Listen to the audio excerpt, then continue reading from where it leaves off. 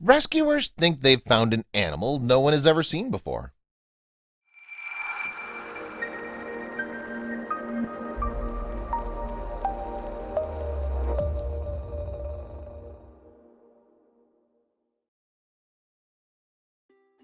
What was that sound?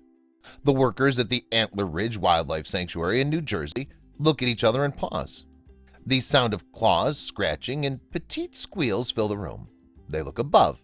It's coming from the attic. Slowly but surely they creep up the ladder to find out what's up there. Little did they know what was waiting for them. The team from Antler Ridge Wildlife Sanctuary in New Jersey has always been fascinated with wildlife. They're committed and dedicated to helping find endangered, orphaned, and injured wildlife, caring for them and making sure they're in perfect shape to go back into the wild. But they never thought they'd come across an animal that could never release. Until now.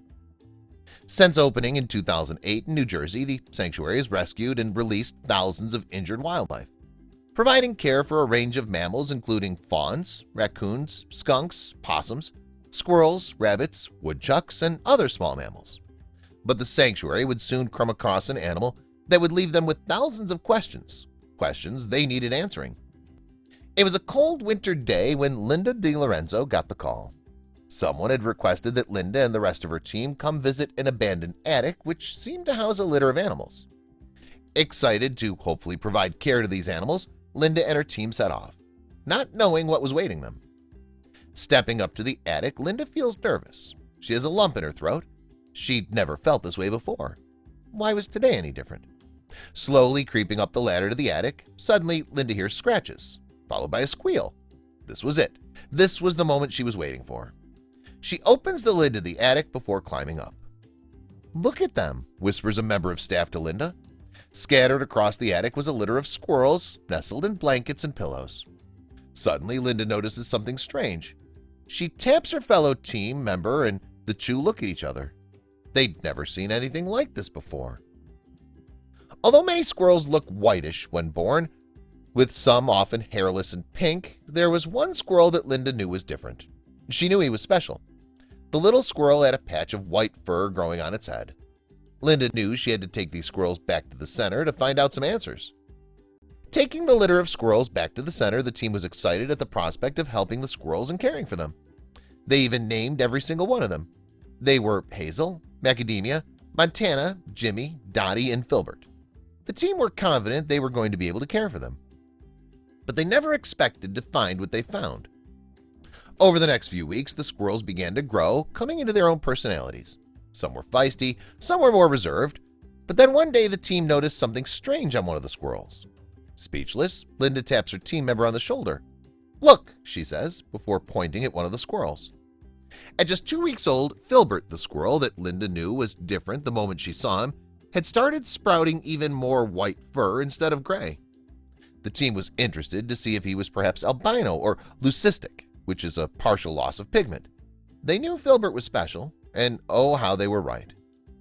Unlike his brothers and sisters whose fur had started to turn brown-gray, Filbert's white fur started to thicken, increasing the curiosity of the team. Thousands of questions filled the room as the team gathered around Filbert, standing in silence and fascinated with the newest addition to their center. They could do nothing but wait, so they did. If Filbert had leucism, he would have had normal dark eyes, but if he was albino, he would have had red eyes. All that Filbert had to do was open his eyes and the question would be solved. And so, at 4 weeks old, Filbert finally opened his petite eyes, and the sanctuary staff got their answer. Opening his eyes, the staff immediately identified Filbert as albino. His eyes were a light red with hues of peach and orange. Excited at the answer they'd all been waiting for, the team was able to relax knowing that Filbert had been correctly identified. But they knew he needed extra care and attention. Filbert may look different to his brothers and sisters, but he definitely doesn't act differently. While living at the center, the squirrel siblings did what squirrels enjoy doing most: hiding nuts and finding them and building nests and climbing. But unfortunately, their time together could soon come to an end. When the group of squirrels reached 12 weeks, the team at Antler Ridge knew they were ready to be released back into the wild, back where they can roam free with other mammals, armed with their newly accustomed curiosity and skill set. But unfortunately for Filbert, this was a different story, and it's something the team knew would be a heartbreaking decision. The team had decided that it would be in Filbert's best interest if he were to remain at the sanctuary. It was a hard decision, knowing Filbert would never get to do the things that squirrels get to do and be amongst his brothers and sisters out in the wild, but it was for the best. As an albino, Filbert's thick white fur would make him easy prey to eagles, hawks, and owls that hunt and feed on squirrels from the sky, and foxes, coyotes, and feral dogs and cats that hunt them from the ground. Filbert's poor eyesight is another contributing factor to his reason for staying at the center. But Filbert, thankfully, would not be left alone. Two of Filbert's sisters, Hazel and Macadamia, ended up stopping with Filbert, with the three of them living together in a large enclosure. The three musketeers, or should we say squirrels, loved jumping from branch to branch, wrestling with each other, and stealing each other's food. But little did Filbert himself know just how rare and extraordinary he really is.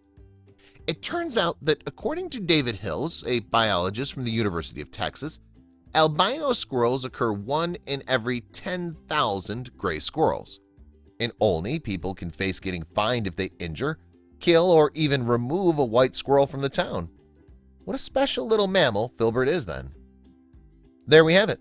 Thanks to the incredible team at Antler Ridge Wildlife Sanctuary and their amazing discovery of Filbert, you never know when you might come across something special. Something incredibly special. Something 1 in 100,000. Please share this with your friends and family.